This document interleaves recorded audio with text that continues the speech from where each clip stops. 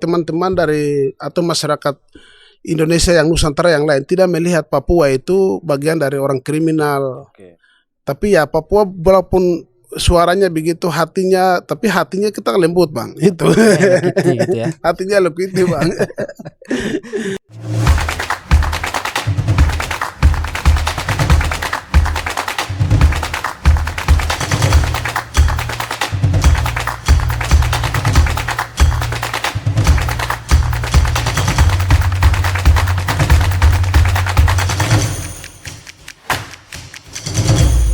Selamat datang di Gaspol, gagasan politik, ruang bebas kita buat ngebahas ide-ide segar, tajam, kritis, dan kadang bisa nakal tentang politik, ekonomi, budaya, maupun beragam lainnya yang perlu kita bahas tentang isu-isu besar di negara kita.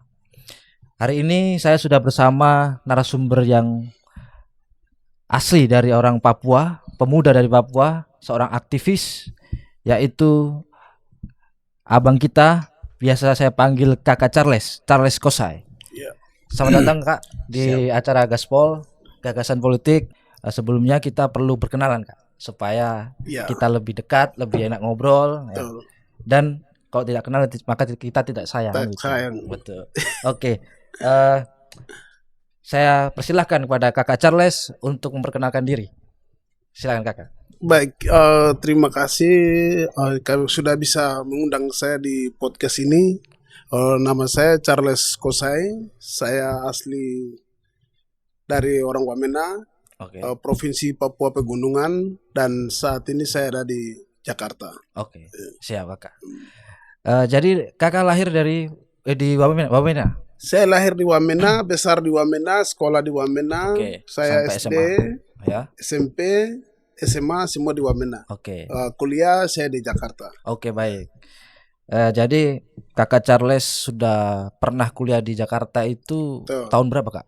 Saya mulai masuk ke Jakarta itu tahun 2013. 13. Ya. Kemudian 2013 saya sempat masuk di sekolah Stipan.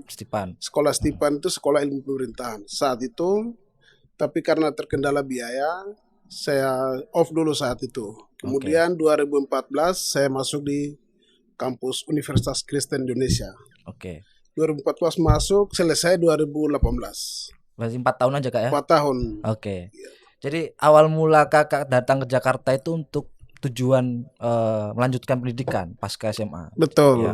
Jadi tahun 2013 masuk di Stipan. Iya. Kenapa Kakak bisa milih di Jakarta Kak? Yang pertama ketertarikan saya datang ke Jakarta pertama itu karena ada senior saya di sini, kakak saya di sini, sehingga saya datang. Dan saya lulus kuliah SMA itu 2012 saat itu. Tapi karena kondisi di Papua, satu soal akses pendidikannya, kemudian orientasi karena teman-teman seangkatan mabuk, dan akhirnya saya juga ikut terjerumus ke situ.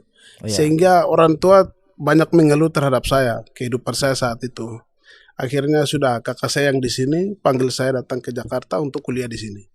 Dengan harapan saya harus lulus di Jakarta. Ya, maka pilih kampus di Stipan itu. Stipan saat itu. Jadi waktu kuliah itu memang rekomendasi dari mana Kak? Dari orang tua kah? Pertama rekomendasi orang tua. Yang kedua? Rekomendasi orang tua di Jakarta. Akhirnya saya hubungi ke kakak saya di Jakarta saat itu. Dan kakak saya waktu itu dia kuliah juga di UKI. UKI, kebetulan saya komunikasi awalnya bagus dengan kakak. Kebetulan di lain harinya saya komunikasi dengan senior di Stipan juga. Karena beliau sampaikan bahwa di Stipan ini ada bantuan dari Pemda. Semua pembiayaan dari semester 1 sampai semester 4 akan dibiayai dari Pemda. Akhirnya saya masuk ke situ. Pas tiba-tiba satu semester sudah biayanya per semester itu harus bayar 20 juta. 20 juta per semester. Akhirnya saya mundur karena Pemda tidak membiayai saat itu. Dan saya kembali gabung ke kakak saya yang awal komunikasinya itu di UKI. Ya. Jadi pasca di Stipan baru masuk ke UKI. Nah, waktu di UKI itu juga ada pembiayaan juga dari Pemda Kak? Kalau di UKI tidak. Tidak ada ya? Itu biaya dari orang tua. Mandiri, betul. Jadi di situ agak lucu karena pada saat itu orang tua saya, bapak saya ini permintaannya harus masuk di sekolah pemerintahan. Oke. Tapi karena biaya, saya keluar diam-diam karena saya saking sayang pada orang tua kan, saat itu orang tua lagi petani, saya keluar. Akhirnya sudah, saya hubungi ke mama saya di sana. Mama, ini kondisinya begini, saya harus keluar. Oke, tapi jangan bilang bapak ya, saya titip pesan ke mama. Sudah, jadi selama saya di UKI sampai semester 3, itu yang biayai mama. Jadi bapak dia sudah lepas tangan itu saat itu. Lepas tangan tuh nggak tahu? Nggak tahu. Tidak tahu kan? Jadi itu urusan mama lah gitu. Jadi sudah sampai semester 3 baru sudah bapak yang mulai membiayai saya waktu itu. Oke. Jadi dulu di UKI ambil jurusannya apa, Kak? Saya di UKI ambil jurusan hubungan internasional. Hubungan internasional. Kenapa, Kak, kok ambil hubungan internasional? Saya awalnya itu ingin mau masuk di politik. Oke. Ilmu politik, tapi kebetulan di UKI belum ada ilmu politik. Oke. Yang ada ilmu HI dengan komunikasi. Ya terpaksa saya berpikir di dalam hubungan internasional pasti kita belajar ilmu politik juga. Pasti dasar-dasarnya akan kita pelajari. Sudah saya ambil keputusan untuk masuk di hubungan internasional. Gitu. Selama kuliah di UKI, selain menjadi mahasiswa, aktivitasnya selain itu apa, Kak? Selama saya kuliah, aktivitasnya itu kita lebih aktivitas kumpul-kumpul dengan teman-teman. Itu saat semester 1. Semester 2 mulai teman-teman kita ikuti senior kan. Harus ada kegiatan seperti ini, harus terlibat dalam organisasi. Kita mulai aktif di organisasi saat itu. Ketika organisasi, baru kita mulai masuk dengan kegiatan-kegiatan yang aksi terkait dengan isu-isu Papua. Akhirnya sudah kita bergabung dengan senior-senior kita yang dari Papua juga. Yang dari Papua. Yang memang menyuarakan isu-isu yang ada di Papua juga. Betul. Ya, mungkin hari ini kita akan membahas tentang pemuda dan Papua. Yang lebih spesifiknya adalah peran pemuda dalam menuju Indonesia Maju 2045, Kak. Kira-kira menurut Kakak Charles, pemuda Papua hari ini itu kondisinya seperti apa sih, Kak? Gitu. Yang ada di daerah hari ini maupun yang di luar daerah. Begitu, Kak. Kira-kira bisa dijelaskan, Kak? Jadi terkait dengan pertanyaan itu sangat bagus. Bagaimana kita menuju Indonesia Mas 2045? Itu saya garis bawahi bahwa Papua adalah bagian dari Negara Kesatuan Republik Indonesia. Negara punya tanggung jawab untuk melindungi dan menyediakan semua fasilitas, terutama di Papua adalah soal pendidikan. Untuk menuju Indonesia Emas 2045 itu. Jadi hari ini termasuk saya ada di Jakarta, tujuan pertama kita adalah pendidikan. Gitu. Jadi terkait dengan kegiatan-kegiatan lain seperti kegiatan aktivis kita, itu di luar dari kegiatan pertama kita adalah kuliah. Gitu. Jadi teman-teman di daerah juga, kenapa hari ini itu belum rasa memiliki terhadap negara, rasa tidak peduli terhadap negara, itu kurang adanya perhatian dari negara. Karena banyak pemberontakan yang dilakukan di tanah Papua, mulai dari Wamena sampai di Sorong, di Kepala Burung. Itu karena soal pendidikan tadi. Kalau pendidikan ini memang negara hadir betul-betul membiayai terhadap orang asli Papua, sangat tentunya itu akan memberikan dampak positif untuk negara. Kemudian yang berikut adalah kesehatan. Kesehatan ini sangat penting sekali. Ada pendidikan, ada kesehatan, kemudian infrastruktur. Ketiga hal yang tadi saya sampaikan ini menjadi fondasi utama untuk kita di Papua. Pendidikan yang bagus, kesehatan yang bagus, infrastruktur yang bagus pasti akan mendukung dalam Indonesia Emas 2045. Tapi hari ini Papua sampai saat ini saya pikir itu belum tersampai ke situ, tapi masih dalam proses transisi. Itu yang saya lihat itu. Dan kebetulan saya juga dari Papua beberapa waktu yang lalu datang ke sini dan banyak dinamika yang saya lihat itu. Karena soal kemiskinan ini kan masih, karena daerah 3T ini kita Papua juga kan salah satunya. Jadi yang perlu diprioritaskan adalah 3 hal itu. Pendidikan, kesehatan, infrastruktur. Pendidikan, kesehatan, infrastruktur. Dengan adanya 3 poin ini itu untuk meminimalisir adanya kemiskinan kan gitu kan ya. Betul, betul. Nah, kita sering memahami dan sering baca berita Betul. tentang pendidikan yang ada di Papua. Hari ini prioritasnya negara adalah daerah 3T tadi. Betul. Nah, termasuk di Papua, entah itu di Papua Barat, Irian Barat, Iya. Papua Barat Daya, provinsi-provinsi yang baru dilahirkan, kita lihat pendidikan dari teman-teman pemuda Papua yang ingin berpendidikan di luar Papua itu sangat disupport. Ada banyak beasiswa yang bisa diakses. Nah, selain dari pendapat kita adanya beasiswa yang diberikan oleh negara, itu kondisi ketika teman-teman pemuda kuliah di daerah lain, itu teman-teman pemuda Papua yang ada di daerah lain itu gimana komunikasinya, terus bergaul dengan warga setempat itu seperti apa, Kak? Saya ini hampir bisa dikatakan ya 11 tahun, 11 tahun di Jakarta. Siap. Tentunya komunikasi di BPSU lebih khusus kita sejauh Bali ini, komunikasi terhadap warga itu sudah baik, sudah jalan. Tapi teman-teman di sejauh Bali ini, tadi saya sampaikan itu kondisi daerah terjadi penembakan, terjadi diskriminasi, kemudian kesenjangan sosial, hal-hal yang tadi saya sebut itu. Karena teman-teman yang di luar ini mereka bisa melihat kondisi itu, bisa mendengar, bisa merasakan. Akhirnya mereka menyuarakan dengan hal-hal seperti aksi-aksi.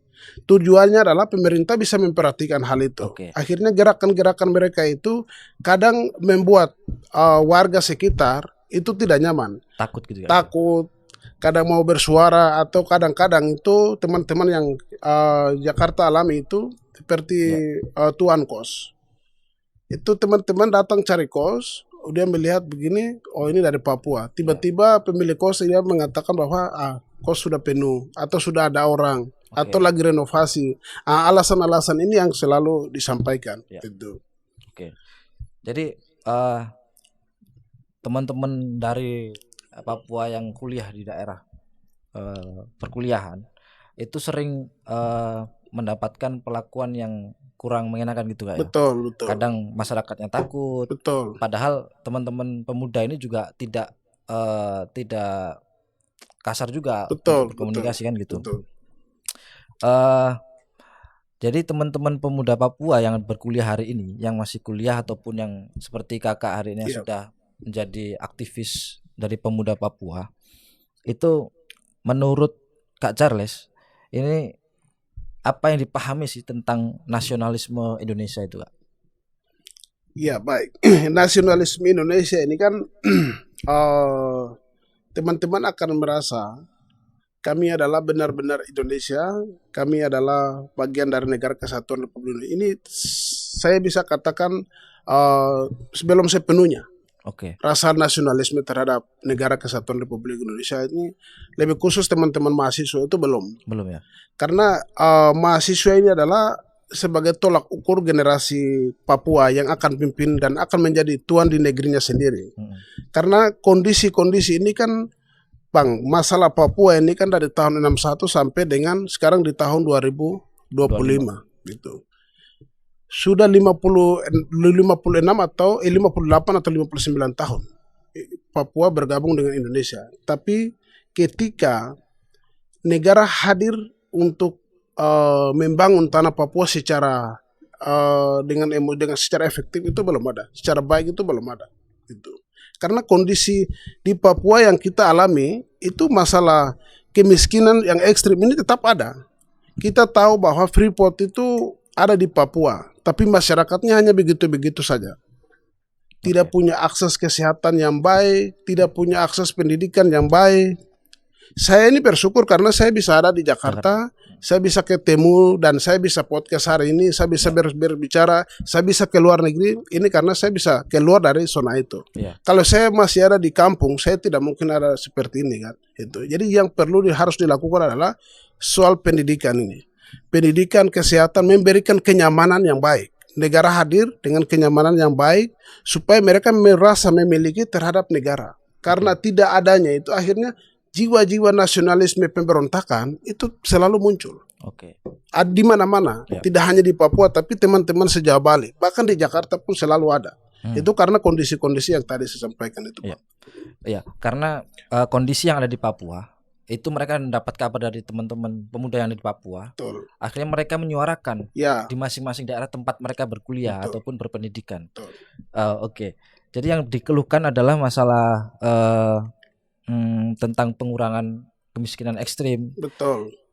Untuk mengurangi itu pendapat teman-teman adalah harus adanya pendidikan, Betul. support pendidikan dari negara, support kesehatan maupun dan support infrastruktur. Betul. Nah, saya ingin masuk ke dalam supporting negara dalam infrastruktur. Betul. Dalam infrastruktur itu dari mulai Presiden Jokowi itu sudah pembangunan masif, termasuk jalan tol, Ya. lalu Pelabuhan, ya kan, betul. bandara, betul. rumah sakit, kan gitu. Betul. Jalan Trans Papua. Ya, oke. Jadi apakah masih banyak hal yang perlu di Papua? Tambahkan. Betul. Kita tidak bisa lihat hanya secara fisik. Oke. Kalau kita bilang bangunan ini kan fisiknya, Ya. tapi yang saya sebut adalah secara kemanusiaannya itu. Ya. Manusianya ini yang harus kita, paradigma mereka ini harus kita ubah. Bangunan sebagus mungkin bandara, pelabuhan, semua kita akan bikin jalan. Tapi jalan itu siapa yang mau jalan? Bandara itu siapa yang mau gunakan? Oke. Itu kan. Jadi yang paling penting harus manusianya dulu. Kalau manusianya aksesnya manusianya sudah oke, berarti mereka bisa gunakan fasilitas yang tadi kan, Bang. Ya. Itu.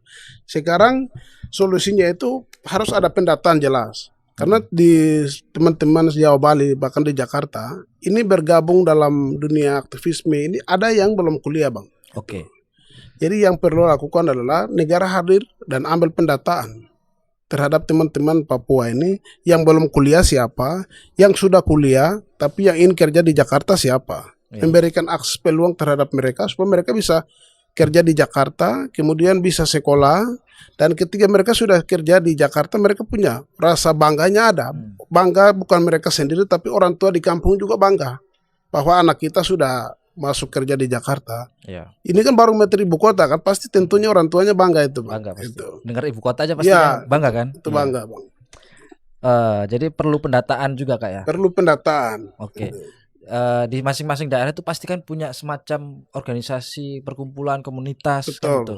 Apakah di dalam organisasi komunitas itu teman-teman Papua tidak ada data gitu Kak? Itu ada, Bang. Nah, Jadi di mahasiswa sendiri itu ada IMAPA, ya. ada teman-teman dari AMP, kemudian ada komunitas-komunitas kabupaten yang lain kan ada. Dan itu pasti mereka punya data secara valid ada itu. Oke. Tapi untuk akses ke dalam, untuk mereka kerja, kemudian habis itu pelatihan, berikan mereka pelatihan. Secara pendidikan pasti ada, tapi pelatihan ke dalam mungkin komputer, Oke. atau mungkin kursus bahasa Inggris. Ini kan yang dilakukan terhadap mahasiswa Papua seperti begitu, tapi kan ini tidak ada, Bang. Itu. Oke, ada. Siap. Oke, jadi fasilitas itu yang perlu ditambahkan, entah itu support dalam hard skill-nya Ya, ataupun soft skill. betul. Yang diperlukan adalah semacam itu.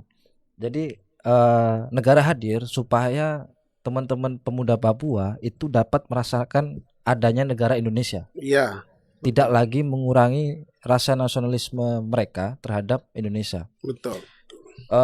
Menurut Kakak, sejauh mana sih peran pentingnya pemuda itu dalam menjaga kedamaian dan stabilitas di Papua, Kak? Untuk menjaga kedamaian di Papua, tentunya kita harus libatkan mereka. Libatkan mereka dalam program-program pemerintah. Oke.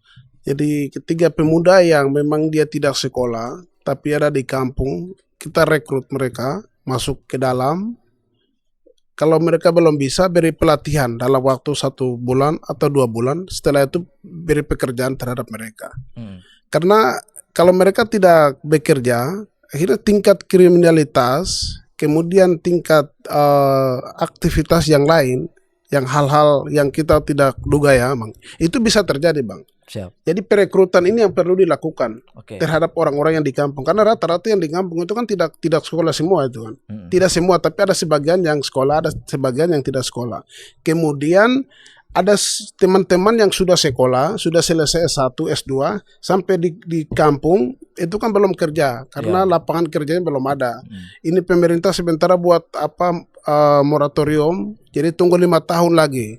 Hal-hal ini yang membuat teman-teman, wah, kami ini sudah sekolah tinggi-tinggi tapi tidak Balik tidak pernah direkrut. Oke. Ini yang dendaman-dendaman itu akhirnya ketika ada isu atau ada aksi mereka lampiaskan turun ke lapangan dan pegang toa dan bicara apa yang mereka pikirkan, langsung bicara di situ. Bang. Gitu. Padahal kebutuhan dasarnya itu yang perlu dibutuhkan, yang perlu dipenuhi kan? Betul, kebutuhan makan minum ini harus ini, Bang. Oke, jadi memang untuk menjaga peran pemuda Papua ini agar tetap eksis dan terlihat, jadi memang butuh adanya akses pekerjaan. Betul. Yang dimana teman-teman pemuda ini juga perlu memenuhi kebutuhan basic gitu ya. Betul. Dasarnya ya. Betul.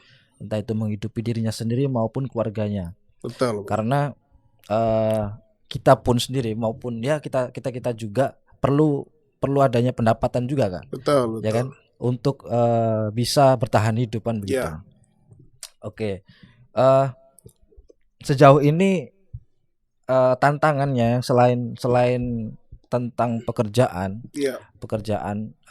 selain itu akses juga. Lalu tantangannya pemuda Papua ketika selesai pendidikan pulang ke daerah, itu selain itu apa, Kak?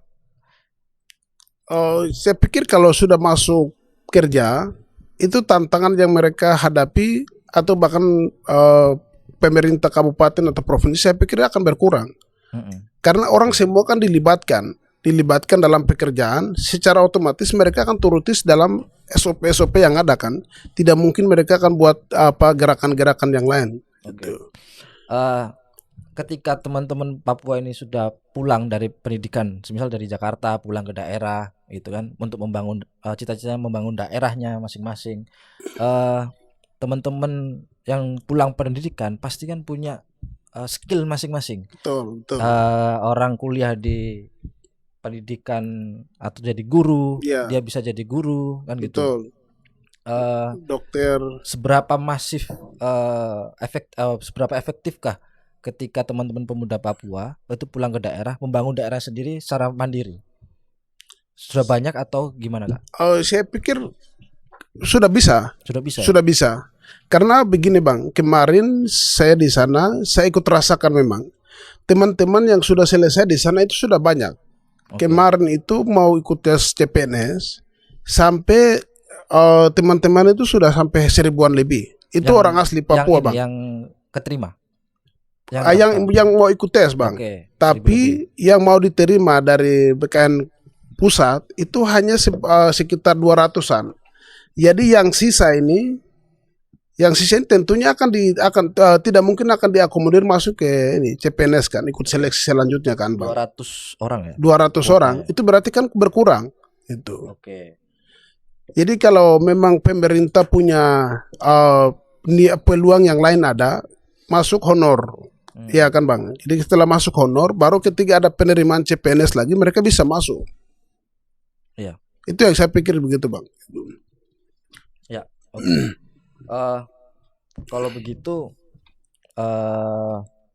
pemuda teman-teman di Papua yang hari ini ada di luar daerah, yang lagi berkutat ataupun bekerja di luar daerah Papua, termasuk Kak Charles juga kan, hari ini sedang aktivitasnya ada di Jakarta, untuk menjaga teman-teman Papua yang ada di daerah yang di Jakarta ini, komunikasinya lalu pun hubungan dengan masyarakatnya sampai sekarang itu seperti gimana, Kak? Teman-teman yang di luar ini komunikasi dengan warga, contoh aja kita di asrama Jaya Wijaya di Jengki, itu ketika hari-hari besar, ketika 17 Agustus itu kita biasa lakukan kegiatan-kegiatan dengan warga. Itu tergantung pola pikir dan tergantung senior siapa yang ada di setiap asrama masing-masing itu.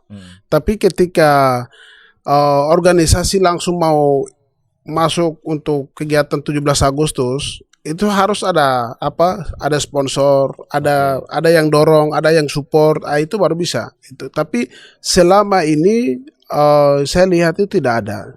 Cuman ketika ada isu-isu rasis, ini yang memang dari 2019 itu kan memang sangat kencang. Di satu Indonesia ini kan heboh. Bahkan termasuk saya juga korban dari situ dan saya juga masuk tahanan baru keluar kan Bang itu. Jadi kondisi-kondisi ini memang isu-isu rasis ini memang di negara kita ini kan sedang masih belum padam Bang.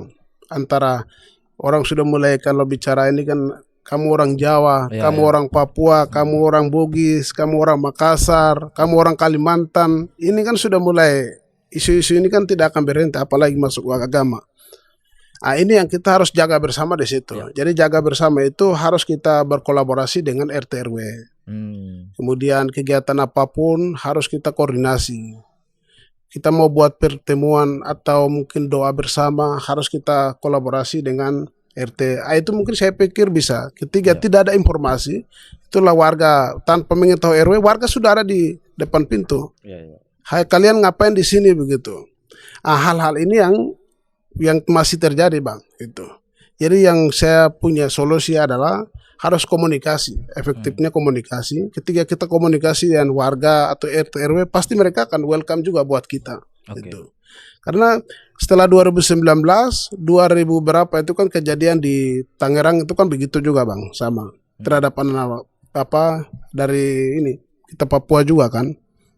Hal-hal begini yang kita harus jaga bersama. Kemudian tidak harus bertanggung jawab terhadap senior-senior, tetapi terkait organisasi ormas ini juga harus kita saling mengerti. Karena karakter kita ini kan beda-beda.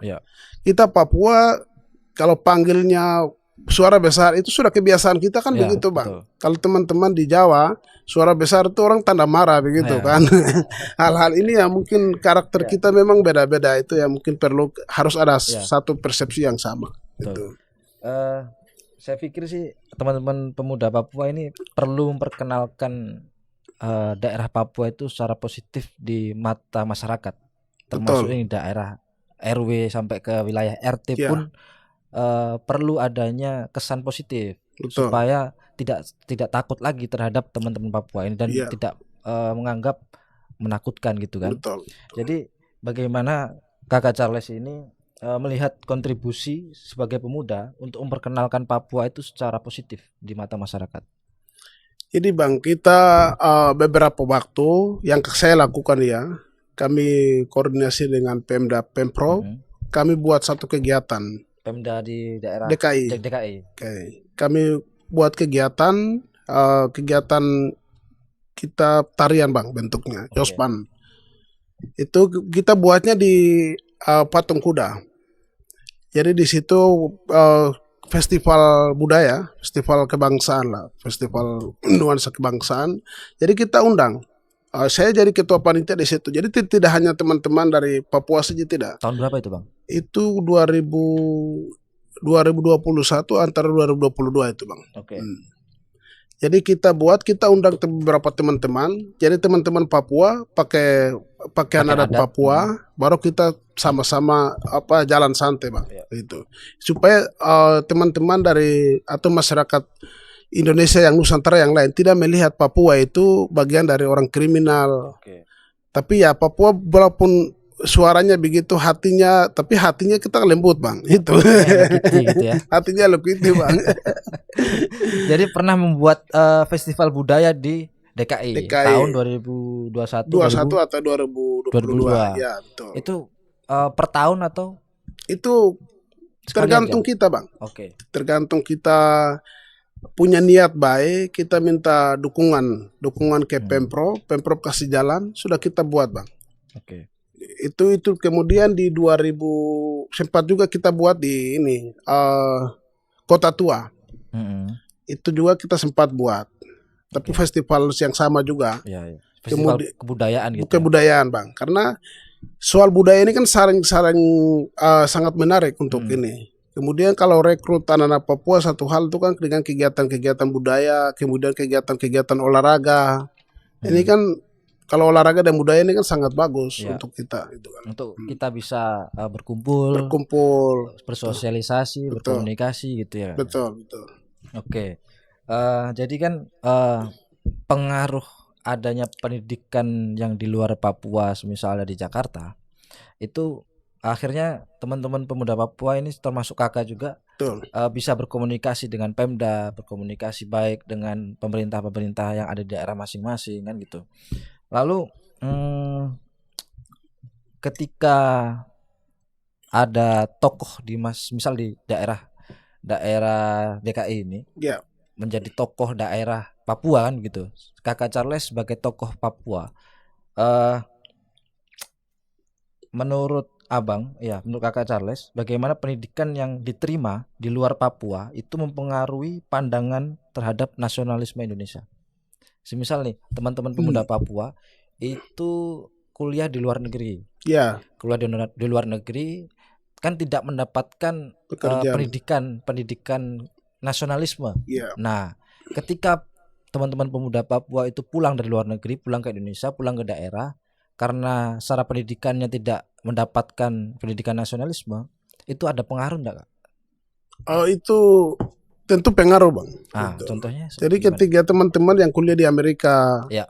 di New Zealand, Oke. ini kan mereka tidak mendapatkan pendidikan ya. Kalau kita di semester 1 kan dapat pendidikan mata kuliah Pancasila itu kan, Bang. Betul, ya. Tapi kalau mereka kan di sana kan tidak. Oke, ya itu. Tapi ketika mereka datang ke sini, ya tentunya mereka punya pikiran-pikiran, memangnya kita dapat pendidikan atau akses ini keuangan selama kita di sana itu kan dapat akses, pikiran mereka kan begitu. Tapi ketika mereka di sini, kalau kita pekerjakan mereka, itu tentunya jiwa nasionalisme itu ada, Bang. Akan tumbuh juga. Akan tumbuh. Tapi ketika mereka sudah pulang ke Indonesia, pemerintah kabupaten, provinsi maupun negara tidak memperhatikan mereka, tentunya mereka akan bikin gerbang sendiri juga, Bang. Gitu. Bikin gerakan sendiri. Bikin gerakan sendiri. Apalagi teman-teman yang kuliah di Amerika, di Rusia, itu kan beberapa ada yang dipulangkan karena proses pembiayaannya tidak terselesaikan kan. Gitu. Jadi mereka ke sini juga karena emosi, karena tidak dibiayai, akhirnya mereka buat gerbong sendiri, buat narasi sendiri. Itu hal-hal itu memang terjadi, Bang. Gitu. Jadi ketika mereka pulang pun, ketika misalnya contoh yang di Rusia itu dipulangkan karena pembiayaan belum terselesaikan. Itu kan salah satu tantangan tersendiri. Entah itu tantangan buat negara ataupun tantangan dari teman-teman pemuda Papua yang ada di Jakarta maupun di daerah masing-masing yang sudah berpendidikan. Nah, cara untuk meminimalisir mereka membuat gerbong sendiri itu seperti apa, Bang? Kak? Kita harus mengajak mereka. Ya. Kita mengajak mereka dan tanya keluhannya apa, Bang. Gitu. Kita tanya keluhannya, mungkin kita sudah tahu keluhannya adalah karena tidak diakomodir soal pendidikan. Tapi skillmu apa yang kita harus bisa kembangkan. Kalau dia memang bisa komputer atau mungkin dia bisa pelayanan kursus bahasa Inggris terhadap teman-teman Papua sendiri, itu kan kita bisa akomodir. Nanti uang kita upayakan. Tapi bisakah? Bisa tidak untuk melayani teman-teman atau kasih kursus teman-teman bahasa Inggris. Kalau memang bisa, ya kita bisa lakukan. Tapi sponsornya kita bisa cari kan, Pak. Gitu. Kalau kita kan sudah punya akses kan, bisa cari sponsor di mana begitu. Jadi itu yang kita bisa lakukan, Bang. Gitu, saling membantu, Bang. Gitu. Jadi ketika itu ada gerbong sendiri, ada gerakan sendiri, maka itu terjadi konflik horizontal. Betul. Sehingga masyarakat dibenturkan dengan masyarakatnya sendiri. Betul. Nah, itu yang tidak kita inginkan kan, seperti itu, Bang. Jadi teman-teman Papua yang ada di daerah, yang di Jakarta maupun tempat pendidikan itu membantu akses juga untuk menyelesaikan masalah-masalah dari mereka gitu kan. Iya. Oke. Ini ada pertanyaan, Bang. Jadi gimana sih pemuda Papua itu mengatasi perbedaan pandangan? Ya, kan ketika ada terjadinya konflik pasti ada perbedaan pandangan. Awalnya kan. Kenapa ada konflik pasti ada perbedaan pandangan maupun tujuan kan gitu. Betul. Dan konflik ini itu sering terjadi di Papua. Sampai sekarang pun kadang beda berpikir, beda pilihan itu jadi konflik.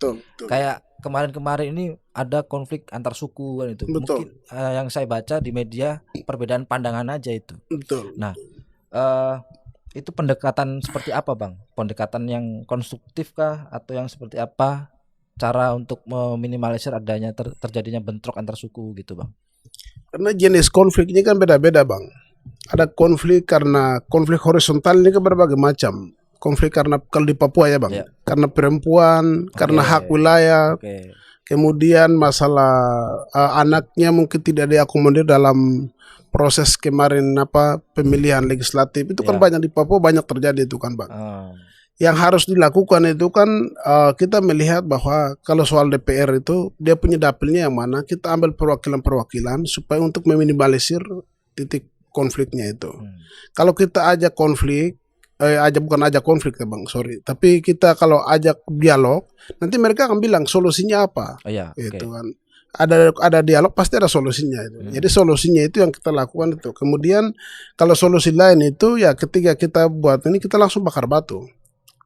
Bakar batu itu kan budaya Papua kan, Bang. Ya, ya. Setelah situasinya kita sudah deal sudah damai, sudah kita bakar batu. Bakar batu itu kan makan bersama, Bang. Oh gitu. ya oke. Iya. Makan bersama itu namanya bakar batu. Iya, kemudian kalau konflik lagi kita harus memberikan pemahaman, Bang. Kita lihat persoalannya di mana dulu, Bang. Kadang hanya miskomunikasi, tapi karena dari gosip ke gosip seakan-akan itu benar begitu. Tapi ketika kita duduk berkumpul dan sambil makan pinang, siap rokok, kopi, baru selesaikan ya pasti aman itu kan, selesai itu kan. Tapi yang menjadi tolak ukur itu kan Pemda, Bang. Oke. Pemda kabupaten itu dia harus tahu lokasi wilayah yang konfliknya di mana. Kalau konfliknya konfliknya di sini, berarti dia harus ambil pentolan-pentolannya itu. Dia harus bina, kemudian masuk kerja atau dikasih pekerjaan. Dan itu pasti aman, Bang. Itu. Oke. Itu jawabannya. Jadi ada pertanyaan lagi, Bang. Masuk ini. Di Papua kan teman-teman Papua sering berbicara masalah hak asasi manusia. Betul. Saya pikir ini perlu kita bahas ke belakang sedikit. Ya, jadi dulu ada penyerangan 11 orang masyarakat sipil di Yahukimo. Betul. Nah, itu bagaimana terkait pendapat Kakak Charles ini tentang HAM di situ tuh, kejadian itu, Kak? Jadi ini kan 11 orang ini kan baru kejadian nih kan, Bang. Iya. Persoalan Papua ini kan, Bang, sudah lama, Bang, soal HAM ini kan dari tahun 61 sampai dengan 2025 ini kan. Yang menjadi tuntutan dari teman-teman di TPNB atau teman-teman di luar itu kan tujuannya mereka ingin merdeka itu kan. Itu. Papua harus merdeka. Itu tuntutan teman-teman TPNB. Iya, tuntutannya itu. Berdasarkan tuntutan itu mereka buat kegiatan-kegiatan yang seharusnya tidak dilakukan, Bang. Contohnya, Pak?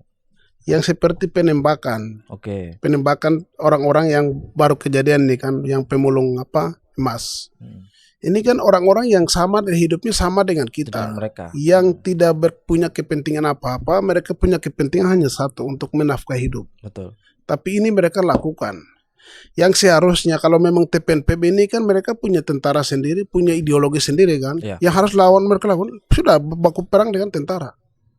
Itu kan. Tapi mereka sasarnya ke masyarakat, ke nakes, kemudian bakar gedung sekolah. Ini yang memang ini sesuatu yang memang tidak boleh dibenarkan, Bang. Gitu.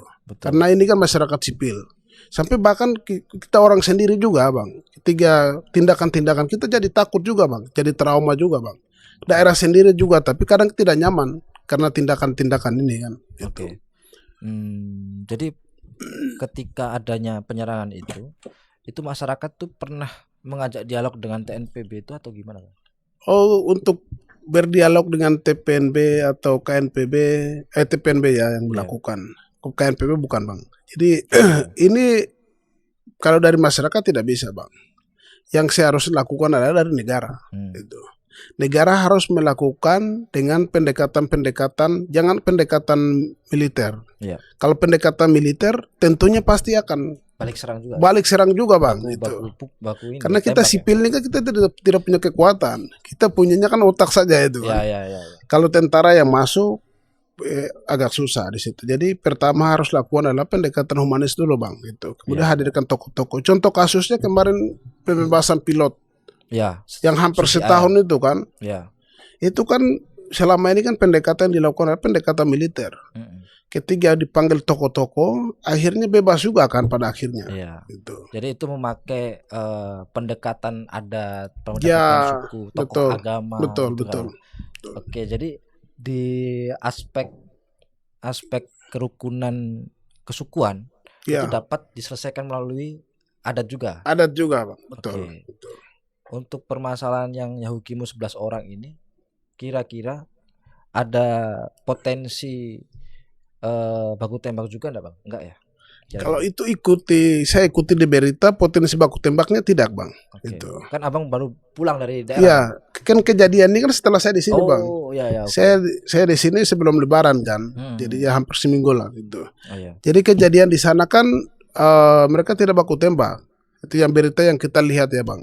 Itu artinya bahwa ada yang melakukan penyerangan dari TPNB ke masyarakat sipil. Ya, ya. Ya ini sangat tentunya itu kan tindakan yang memang tidak bisa kita maksudnya puji lah begitu kan bang. Ya. Dan itu kan rentetan peristiwa mereka lakukan di tahun ini kan memang sangat lumayan dari Januari sampai dengan tanggal 6 kemarin April itu. Oke. Jadi menarik juga untuk penyelesaian masalah dari konflik itu memakai keadatan, memakai suku. Betul. Jadi kan artinya kerukunan yang ada di Papua itu sangat rekat juga kan. Betul. Entah itu semisal ada keluarga abang yang beda agama itu tetap memiliki rasa kekeluargaan masih tetap kekeluargaan gitu. Betul. Oke. Jadi menurut Kakak Charles itu aspek kerukunan antar umat beragama dan antar suku itu seperti apa bang hari ini di lapangan? Di lapangan sejauh ini di Papua itu untuk ini masih baik bang. Masih baik ya? Masih baik, masih semua masih efektif lah bang. Itu karena dari segi karena kita di sana kan Muslim juga ada, kemudian Nasrani juga ada. Jadi ketika hari-hari besar atau ketika ada sesuatu itu memang sudah bisa selesaikan dengan hubungan yang ada bang. Karena ketika kekacauan terjadi itu kan bukan orang jauh-jauh bang, itu orang-orang sekeliling juga. Karena kita punya relasi pendekatan dengan tidak hanya bukan om tapi saya dengan bapak saja tidak, tapi kan dari bapak punya relasi keluarga mungkin ada hubungan di balik gunung sebelah. Jadi ketika ada proses penyelesaian itu mudah sekali karena melalui pendekatan emosional kekeluargaan itu. Itu. Jadi bisa juga diselesaikan di dalam keluarga dengan adat juga. Betul. Oke. Menurut Kakak Charles itu ketika ada teman-temannya kakak itu bikin kegiatan yang di luar dari nasionalisme Indonesia, itu cara menanggulanginya itu seperti apa kan? Cara menanggulangi satu bang, kita akomodir mereka. Akomodir ya. Jadi kebutuhan mereka. Karena saya lihat ini negara tidak bisa hadir itu semacam ada maunya saja bang. Jadi harus pergerakan untuk meminimalisir atau meredamkan isu ini harus kontinu lakukan. Tidak bisa besok mau aksi, nanti malam ini nanti kontak.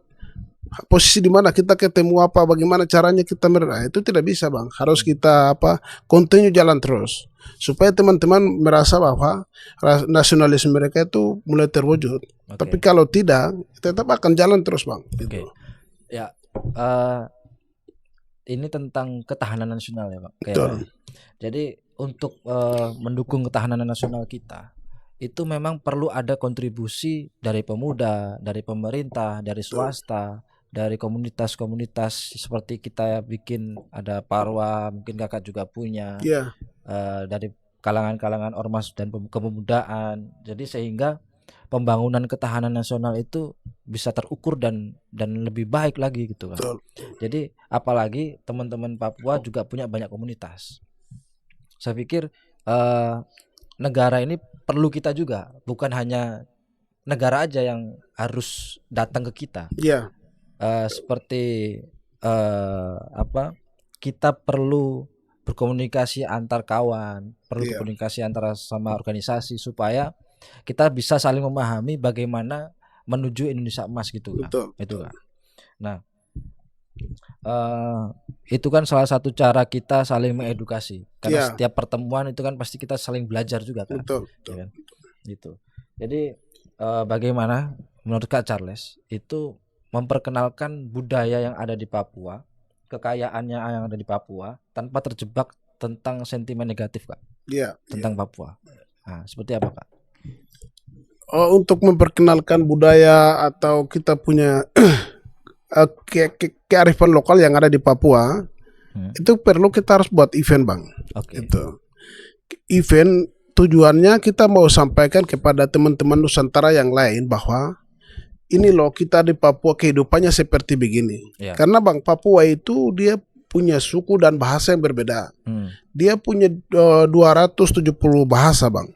Dan itu tentunya punya sukunya beda-beda Bang. Iya, banyak sekali. Kalau ya, saya suku Wamena, ya saya Wamena dengan Jayapura Ya. itu bahasanya tidak sama. Oke. Kemudian saya dengan Lanijaya, kemudian saya dengan Duga, itu bahasa tidak sama Bang. Dan sukunya juga sangat beda ya. Beda-beda. Kemudian tradisi kehidupan itu juga beda-beda Bang. Kalau teman-teman di pesisir itu makanan khasnya adalah sagu. Kemudian kita di daerah pegunungan itu makanan khasnya kan ubi. Ya.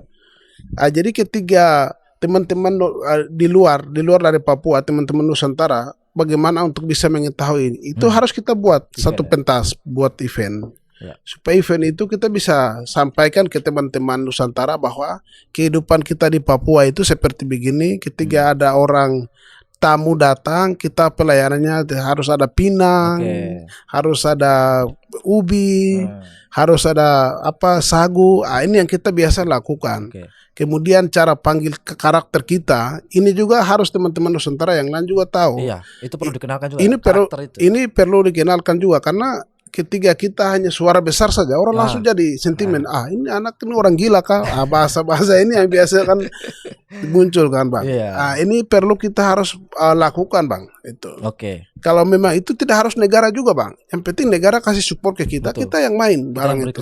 Kita yang main supaya kita saling mengenal antar budaya juga. Kita Papua yang buat, tapi kita undang teman-teman dari Kalimantan atau dari Jawa Barat, Jawa Timur, semua kembali. Kita yang jadi panitia, kita sama-sama untuk kepentingan bangsa dan negara. Kayaknya itu cocok Bang. Juga event itu Bang.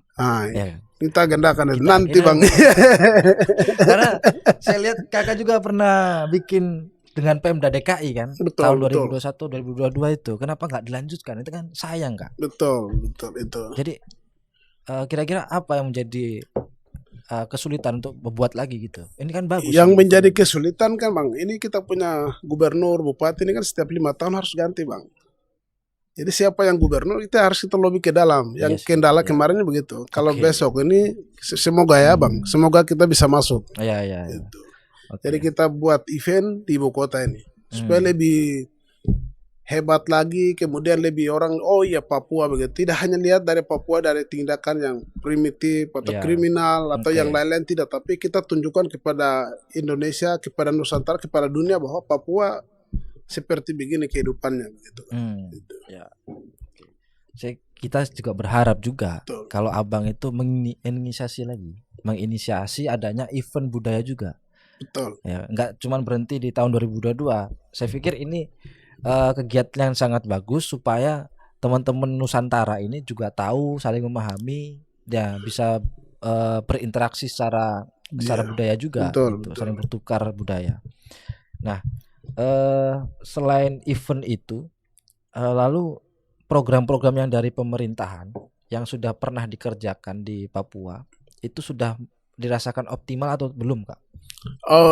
Saya berangkat dari Presiden Jokowi Bang.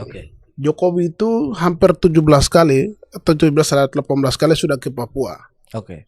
Dia punya memang 17 kali ya? 17 kali Bang. Itu saya memang pernah catat itu, pernah hitung Bang. Itu. Jadi saya sempat jadi narasumber di salah satu acara, saya sampaikan juga Bang bahwa memang Pak Jokowi memang hati benar-benar untuk orang Papua.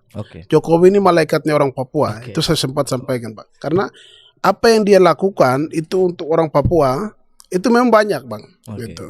Mulai dari yang tadi kita cerita, proyek-proyek apa, Jalan proyek tol, jalan ya, segala macam itu kan memang bandara. sudah dia lakukan bang. Itu untuk masyarakat awam kita yang lokal ini kan pikirannya begitu, pembangunan, kemudian kesehatan dan lain-lain itu yang kita lakukan apa ini kan. Apalagi kemarin bang, undang-undang otonomi khusus ini kan terjadi revisi kan pada Pak Jokowi kan Ya, saat itu, betul. dan beliau cepat sekali dorong bang. Paginya bahas undang-undang otsus, besoknya langsung terbitkan DOB bang. Betul. Itu memang sangat sangat luar biasa bang. Jadi kita di Papua sekarang sudah jadi 6 provinsi. Ya. Tentunya akan lebih, pembangunan akan lebih masif, lebih maju. Tapi kembali lagi bang, harus lebih maju. Tapi manusianya juga harus lebih maju juga bang. Ya. Kalau manusianya otak beleng-beleng nanti bahaya juga kita. Jadi kembali nasionalisme kita tidak masuk nanti bang. Oke, jadi harapannya Kakak Charles untuk pemerintahan Presiden Prabowo Subianto ini apa? Betul. Yang pertama kita yang ada dalam pikiran saya itu adalah makan siang gratis. Makan gratis bang. Oh ya.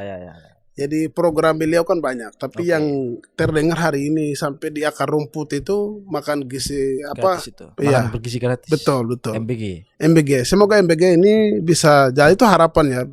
Semoga MBG di Papua belum, tapi semoga MBG ini di Papua bisa sampai ke akar-akar. Karena sesuai dengan pendatang kita di Papua kan sedikit orang bang. Kalau MBG ini betul-betul jalan berarti orang betul dirasakan. Tapi agak catatan kritis juga bang. Seharusnya pendidikan gratis bang. Negara langsung kasih ke kita, lebih khususkan kita di Papua itu kan. Orang sampai makan kenyang bodoh otak mati kan. Ini cuman perut aja tapi otak gak diisi. Betul. Jadi karena yang selalu menyuarakan teman-teman dari pergerakan, teman-teman AMP, teman-teman KMP ini kan berbicara soal itu bang. Kita manusia harus diprioritaskan. Kita punya harga diri jangan diinjak-injak. Kita punya tanah yang kaya dengan segala macam sumber daya. Itu. Jadi kalau ini yang kita dahulukan pasti bisa. Tapi kalau program makan gizi gratis mungkin teman-teman di Pulau Jawa atau mungkin di Makassar atau di Manado mungkin akan sangat efektif jalan. Tapi kalau kita di Papua, letak geografisnya saya sudah agak susah bang. Makan gratis kita masuk di sini, tapi nanti antarnya ke Balai Gunung. Itu berapa jam lagi itu bang? Kita antar ke sana naik pesawat. Sudah basi kan makanannya. Ini yang mungkin agak sedikit perlu evaluasi bang. Ya, bukan evaluasi tapi penambahan ataupun apa ya? Program lain. Betul. Yang memang fokus terhadap sumber daya manusia. Sumber daya manusianya itu bang. Ini program makan gratis ini bagus juga, tapi yang lebih prioritas lagi itu bang. Program itu. Jadi tidak menolak makan gizi gratis, cuma perlu ada penambahan yang dibutuhkan oleh teman-teman pemuda. Yaitu pendidikan. Betul bang. Akses pendidikan. Gitu. Akses pendidikan itu bang. Siap. Akses pendidikan, kesehatan, itu bang. Kalau kesehatan di Papua gimana bang? Kalau kesehatan bang, yang sekarang ini di lapangan. Di lapangan kondisinya itu memang sangat kritis juga soal kesehatan nih kan bang. Jadi di sana itu di rumah sakit di RSUD Wamena itu kan dokternya itu dia kasih resep bang. Dia kasih resep obatnya nanti obat yang sesungguhnya itu dokter-dokternya akan titip di apotek bang. Jadi mereka hanya kasih obat-obat pencegahan saja. Obat yang seharusnya dia minum itu nanti akan kasih resep, baru nanti di apotek. Jadi kalau di rumah sakit kan nanti gratis kan. Dokter dia cari untungnya di situ bang. Dia kasih resep dan bawa ke ini apotek. Masyarakat keluarkan uang di situ bang. Ini yang terjadi karena di Papua kan rata-rata pendidikan gratis. Kemudian kesehatan gratis, ini hanya slogan saja, memang di Pemda rata-rata begitu bang. Tapi keefektifan, kemudian kontrol dari Pemda sendiri itu memang sama sekali tidak ada. Itu. Jadi untuk akses kesehatan itu sebetulnya sudah ada. Cuman yang menjadi masalah itu adalah obat-obatannya. Obat-obatannya bang. Kemudian fasilitas di dalam juga seperti oksigen, itu juga kan belum baik juga bang. Itu. Jadi perlu ada tambahan support kesehatannya. support kesehatan Kalau di untuk situ. akses kesehatannya sudah ada, Sudah ada, sudah Bang. jalan baik. Ya, itu yang di kotanya. Oke. Belum dengan yang di kampung-kampung juga, Bang, itu. Jadi yang di kampung itu belum terakses atau gimana? Belum terakses juga, Bang, itu. Bangunannya ada, tapi nakesnya itu belum pernah ada di di tempat puskesmasnya. Terpaksa apalagi kalau ibu yang mau melahirkan, terpaksa malam-malam juga antar ke Jalan. ini jalan, kemudian datangkan mobil baru antar ke rumah sakit, Bang. Jadi memang sangat agak susah juga di sana itu. Ya. Oke. Jadi ini pertanyaan terakhir sih, Kak. Siap. Kayaknya sudah panjang ini kan. Kita tidak kerasa sudah hampir 1 jam. Jadi apa, Kak, ketika sebagai seorang pemuda, ini masih pemuda kan, Kak? Betul. Masih umur berapa, Kak? Ya 31 lah. 31 ya. Sebagai generasi muda Papua itu dengan hari ini masih kondisinya berjuang untuk pendidikan di luar daerah, itu agar mereka itu tetap menjaga semangat nasionalismenya mereka, itu seperti apa, Kak, pesan-pesannya? Untuk tetap menjaga semangat nasionalisme itu yang pertama kita harus mendengarkan, baik negara, pemerintah provinsi, pemerintah kabupaten. Ya. Kita harus banyak mendengarkan keluh kesahnya seperti apa. Ketika mereka mau turun aksi, kita jangan hadang dulu, tapi kita dengar dulu apa maksudnya. Setelah itu kita dengar, baru kita sampaikan 1-2 kata. Ketika kita belum mendengarkan, langsung kita ambil keputusan untuk bubarkan atau ini, pasti itu akan konflik juga, Bang. Dan itu semakin hari semakin membenci terhadap negara. Padahal kehadiran negara itu keinginan untuk mensejahterakan masyarakat, tapi mereka kan dalam punya persepsi yang akan beda juga gitu. Jadi yang harus dilakukan adalah pendekatan mendengarkan itu. Kemudian yang berikut harus apalagi di Papua itu harus membangun pendekatan secara humanis. Jangan pendekatan militer. Militer itu menjadi trauma dari tahun ke tahun, jadi masyarakat akan agak sulit. Kemudian harus pendekatan terhadap tokoh-tokoh yang berpengaruh, pentolan-pentolan di sekitar itu siapa, kemudian panggil, ajak, ngobrol dan selesaikan. Kalau itu dilakukan, tentunya mungkin akan aman, akan sejahtera, dan masyarakat akan memiliki dan rasa bertanggung jawab juga terhadap negara, bangsa, dan kita semua. Oke, siap.